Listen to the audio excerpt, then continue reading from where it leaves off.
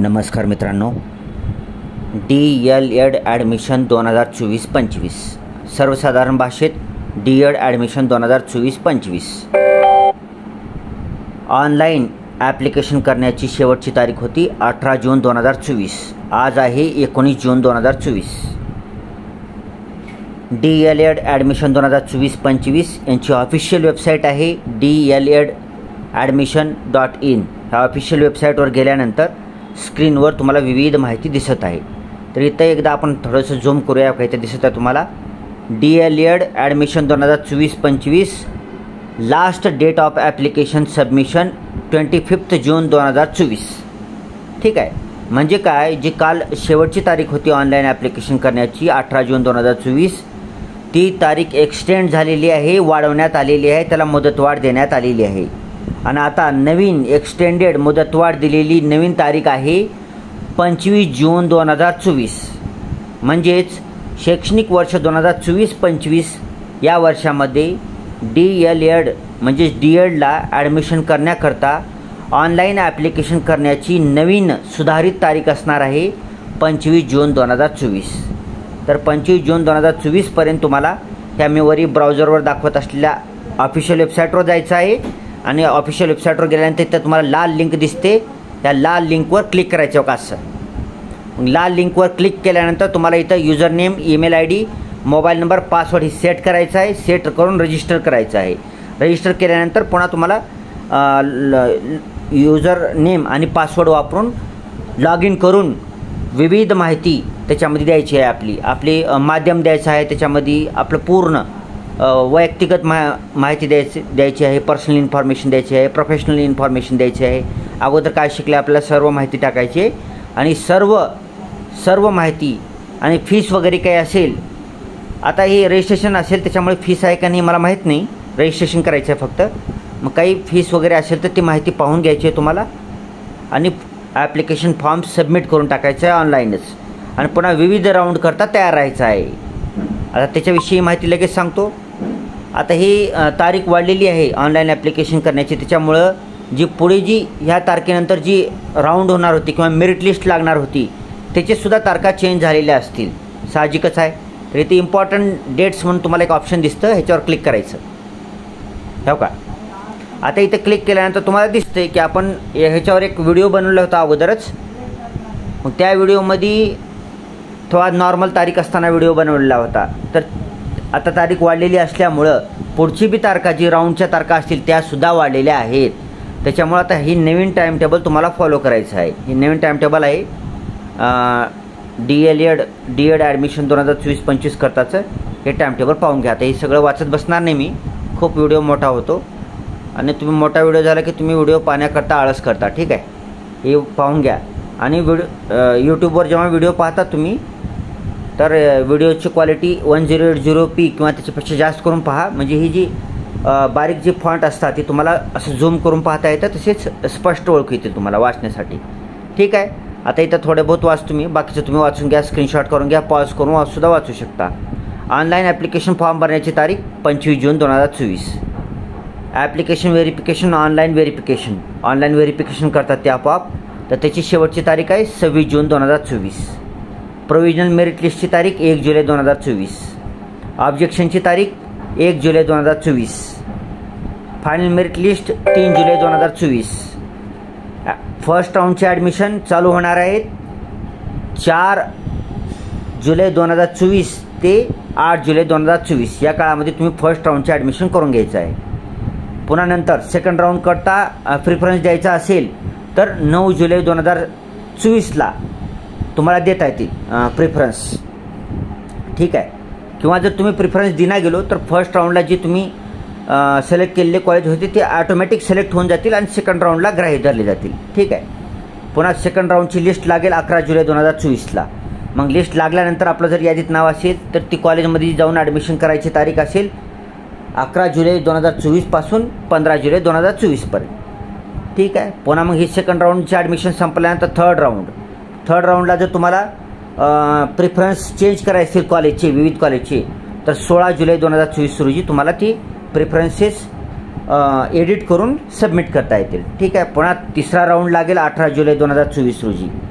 मग तिसऱ्या राऊंडमध्ये ज्यांचं कोणाचं नाव आलेलं आहे मेरिट लिस्टमध्ये त्यांनी कॉलेजमध्ये जाऊन ॲडमिशन करायची तारीख असेल 18 जुलै 2024 ते 22 जुलै 2024. अशा प्रकारे 22 जुलै 2024पर्यंत तुमची सर्व DL किंवा DED ॲडमिशनची प्रक्रिया समाप्त होऊन जाईल आणि तुम्ही कॉलेजमध्ये प्रवेशित होऊन जाल. ठीक आहे. हे शेड्यूल तुम्ही स्ट्रिक्टली फॉलो करायचं आहे. आणि वरी ब्राउझरमध्ये तुम्हाला वेबसाईट पण दिसत आहे, ऑफिशियल वेबसाईट. दुसऱ्या वेबसाईट शोधू नका, हीच ऑफिशियल वेबसाईट आहे. ठीक आहे. वरी लॉग इन आहे. पुन्हा जर तुम्हाला कॉलेज वगैरे सर्च करायचं असेल, आता हे तुम्ही बघितलं असाल सगळं, कॉलेज सर्च करायचं असेल तर क्लिक टू सर्च कॉलेज दिसतं, ह्याच्यावर क्लिक करा. ठीक आहे. इथं क्लिक केल्यानंतर काय येतं, ओके, हे क्लिक केल्यानंतर इथं रिजन येतं. रिजन एक प्लीज सी. तर हे रिजन आहे इथं मुंबई रिजन, पुणे, नाशिक, कोल्हापूर, औरंगाबाद, लातूर, अमरावती, नागपूर, कोकण. हे रिजन सिलेक्ट करायचं आहे तुम्हाला. रिजन सिलेक्ट करून ग्रँट टाईप, आता ग्रँट टाईप आहे government, private, aided, private, unaided. म्हणजे तुम्हाला कोणतं कॉलेज पाहिजे. गव्हर्नमेंट कॉलेज पाहिजे तर गव्हर्नमेंट कॉलेजला क्लिक करा. मग तुम्हाला सर्व गव्हर्नमेंट कॉलेजेस दिसतील. आता तुम्हाला एक सॅम्पल दाखवतो. इथं रिजनवर सिलेक्ट करा. आता आपण मराठवाड्यातलं पाहूया. एखादी लातूर रिजन घेऊया आपण. लातूरवर क्लिक करूया. पण इथं डिस्ट्रिक्ट पण काय लातूरच करणार आहे आपण. लातूर रिजनमध्ये 3 डिस्ट्रिक्ट येतात, ही ध्यानात ठेवायचे बरं का तुम्हाला. जे आपण DLEDचं ॲडमिशन आहे त्याच्यामध्ये तुम्हाला लातूर रिजनमध्ये 3 डिस्ट्रिक्ट येतात, लातूर, नांदेड, उस्मानाबाद. ठीक आहे. आता लातूरला क्लिक करूया आपण. ओके. तर तालुका येते इथं. तालुक्याला क्लिक आता एखादी करूया आपण. लातूरमध्ये उदगीर तालुका करूया. ठीक आहे. उदगीरला क्लिक करूया. ठीक आहे. ऑलरेडी का कॉलेज दिसत आहेत. तर आपण काय करूया, इथं ग्रँट टाईप गव्हर्नमेंट करूया. गव्हर्नमेंटला ओके. तर का पहा तुम्ही इथं, तर लातूर जिल्ह्यामध्ये उदगीर तालुक्यात आणि उदगीर शहरामध्ये एकच गव्हर्नमेंट कॉलेज आहे, शासकीय अध्यापक विद्यालय उदगीर. ठीक आहे. चर्च रोडला आहे उदगीरमध्ये. जळकोट रोडपासून पण जवळ पडतं ती. ग्रँट टाईप गव्हर्नमेंट आहे. फीस आहे इथं, फीस पण दिली आहे 3300 रुपये. Type coed. पुन्हा मीडियम आहे, मराठी माध्यमाचा आहे, 40ची कॅपॅसिटी आहे. पुन्हा बाकीचे डिटेल्स वगैरे तुम्हाला दिसत आहेत. असंच तुम्ही तुमचं रिजन टाकू शकता. पुन्हा डिस्ट्रिक्ट टाकायचं आहे, तालुका टाकायचे आणि ग्रँट टाईप टाकायचं आहे. हे करून तुम्ही तुम्ही जेथे राहत आहात, तुमचं जे ठिकाण आहे राहण्याचं, त्या ठिकाणापासून जवळच्या तालुक्यामध्ये, जवळच्या जिल्ह्यामध्ये, जवळच्या रिजनमध्ये कोणतं DED कॉलेज आहे, DLED कॉलेज आहे ते तुम्ही अत्यंत सोप्या पद्धतीनं, अतिशय सोप्या पद्धतीनं चेक करू शकता. ठीक आहे. मग ते चेक करून तुम्ही तुम्हाला इच्छित असलेल्या कॉलेजमध्ये प्रवेश घेऊ शकता. ठीक आहे. आता आपण बघूया, एक मीडियम बघूया, इंग्लिश मीडियमचे काय का बघूया. ऑल करून बघूया. Select all. आता इंग्लिश मीडियम माध्यमामध्ये DED आहे का पाहूया याच्यामध्ये. ठीक आहे. नाही, याच्यामध्ये तर दिसत नाही. अनेक चेक करूया. आपले एक मित्रांनी आपल्याला विचारलं होतं की इंग्लिशमधून आहे का नाही. तर लातूर जिल्ह्यामध्ये तर इंग्लिशमधून दिसत नाही आपल्याला DED. आपण जिल्हा चेंज करून बघूया. नांदेड. ओके. नांदेडमध्ये नांदेडच करूया आपण. ओके. ठीक आहे. नांदेड तालुक्यातच करूया. तर ह्याच्यामध्ये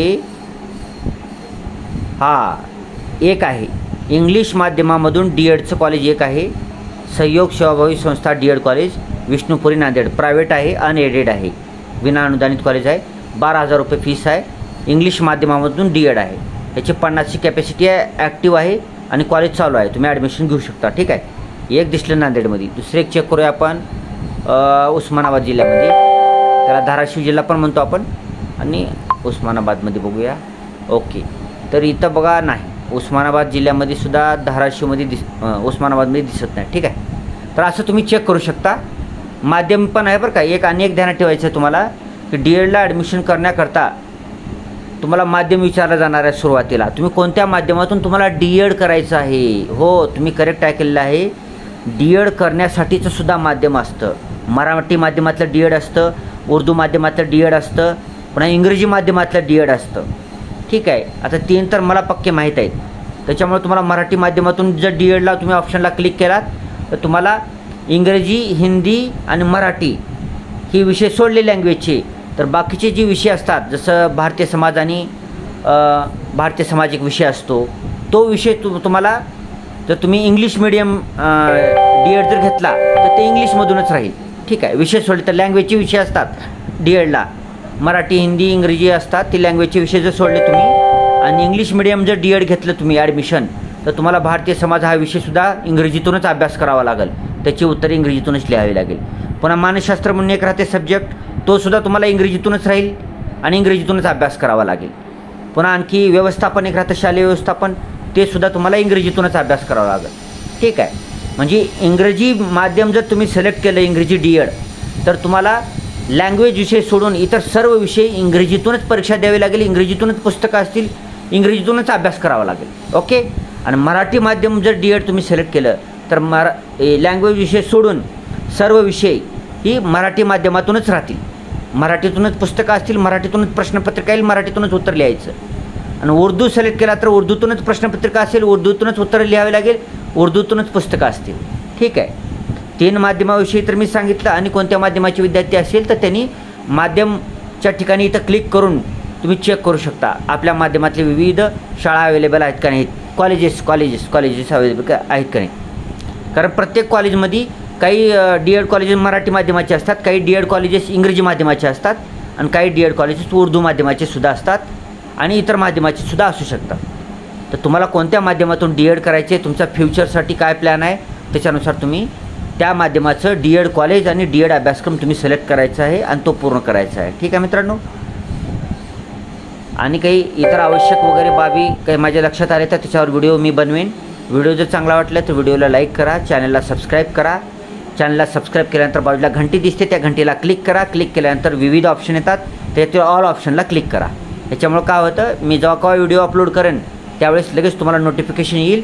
मग तुम्ही व्हिडिओ डायरेक्ट बघू शकता किंवा सेव्ह करून केव्हाही तुम्हाला वेळ भेटेल तेव्हा पाहू शकता, ठीक आहे.